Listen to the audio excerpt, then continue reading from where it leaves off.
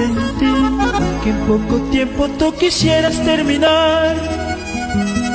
Dios lo quiso así, entonces no hay problema, no voy a llorar.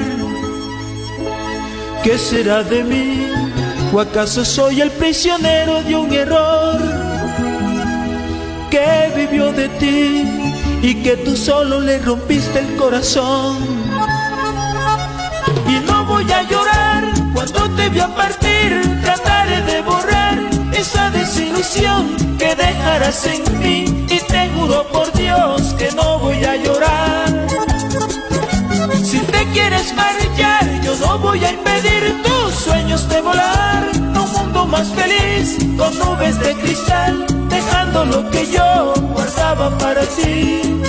Me habían dicho que el amor era así, yo no sé por qué no quise escuchar.